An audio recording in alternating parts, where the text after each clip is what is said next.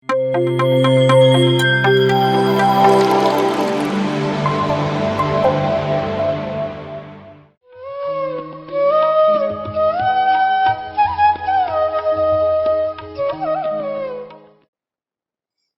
To PMC Kannada channel.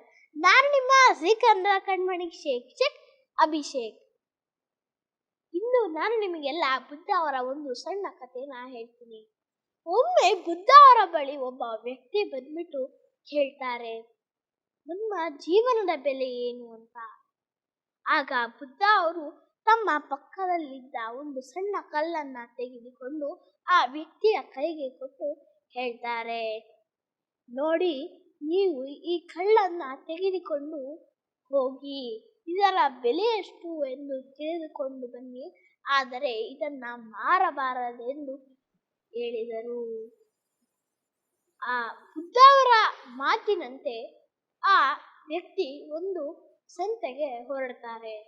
ಅಲ್ಲಿ ಒಬ್ಬ ಕಿತ್ತಳೆ ಹಣ್ಣು ಮಾರುವವನ ಬಳಿ ಹೋಗ್ಬಿಟ್ಟು ಕೇಳ್ತಾರೆ, ಈ ಕಲ್ಲಿನ ಬೆಲೆ ಎಷ್ಟು ಅಂತ. ಆಗ ಕಿತ್ತಳೆ ಹಣ್ಣು ಮಾರುವವನು, ಇದು ನನಗೆ ಏನಕ್ಕೂ ಸಹ ಪ್ರಯೋಜನಕ್ಕೆ ಬರುವುದಿಲ್ಲ, ಆದರೂ ಇದರ ಬದಲಾಗಿ ನಾನು ನಿಮಗೆ 12 ಕಿತ್ತಳೆ ಹಣ್ಣುಗಳನ್ನು ಕೊಡ್ತೀನಿ ಅಂತ ಹೇಳ್ತಾರೆ. ಆಗ ಆ ವ್ಯಕ್ತಿ ಒಬ್ಬ ತರಕಾರಿ ಹಣ್ಣು ಮಾರುವವನ ಬಳಿ ಹೋಗ್ಬಿಟ್ಟು ಈ ಕಲ್ಲಿನ ಬೆಲೆ ಎಷ್ಟು ಅಂತ ಕೇಳ್ತಾರೆ. ಆಗ ಆ ತರಕಾರಿ ಮಾರುವವನು ಹೇಳ್ತಾನೆ, ನಾನು ನಿಮಗೆ ಇದರ ಬದಲಾಗಿ 1 ಚೀಲ ಆಲೂಗಡ್ಡೆಯನ್ನ ಕೊಡ್ತೀನಿ ಅಂತ ಹೇಳ್ತಾರೆ. ಈಗ ಆ ವ್ಯಕ್ತಿ ಒಬ್ಬ ವಜ್ರ ಮಾರುವವನ ಬಳಿ ಹೋಗ್ಬಿಟ್ಟು ಈ ಕಲ್ಲಿನ ಬೆಲೆ ಎಷ್ಟು ಅಂತ ಕೇಳ್ತಾರೆ. ನಾನು ನಿಮ್ಗೆ ಇದರ ಬದಲಾಗಿ 1,000 ಚಿನ್ನದ ನಾಣ್ಯಗಳನ್ನ ಕೊಡ್ತೀನಿ ಅಂತ ಹೇಳ್ತಾರೆ. ಆಗ ಆ ವ್ಯಕ್ತಿ ಮತ್ತೆ ವಜ್ರ ಮಾರುವವನ ಬಳಿ ಹೋಗ್ಬಿಟ್ಟು ಈ ಕಲ್ಲಿನ ಬೆಲೆ ಎಷ್ಟು ಅಂತ ಕೇಳ್ತಾರೆ. ಆಗ ಆ ವಜ್ರ ಮಾರುವವನು ಹೇಳ್ತಾನೆ, ಇದು ತುಂಬಾ ಅಮೂಲ್ಯ, ಇದಕ್ಕೆ ನೀವು ಎಷ್ಟು ಹಣ ಕೇಳ್ತೀರೋ ಅಷ್ಟು ಹಣವನ್ನ ಕೊಡಲು ನಾನು ಸಿದ್ಧನಾಗಿದ್ದೇನೆ, ಈ ಕಲ್ಲನ್ನ ನೀವು ನನಗೆ ಮಾರ್ಬಿಡಿ ಅಂತ ಹೇಳ್ತಾರೆ. ಆಗ ಆ ವ್ಯಕ್ತಿಗೆ ಬುದ್ಧ ಅವರು ಹೇಳಿದ ಮಾತು ನೆನಪಿಗೆ ಬರುತ್ತೆ, ಏನಂದ್ರೆ ಈ ಕಲ್ಲನ್ನ ಮಾರಬಾರದೆಂದು. ಹೀಗೆ ಆ ವ್ಯಕ್ತಿ ಬುದ್ಧ ಅವರ ಬಳಿ ಬಂದ್ಬಿಟ್ಟು ನಡೆದ ಘಟನೆಯನ್ನೆಲ್ಲ ಹೇಳ್ತಾರೆ.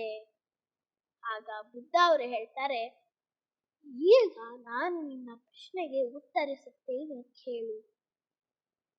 ಆ ಕಿತ್ತಳೆ ಹಣ್ಣು ಮಾರುವವನು ಈ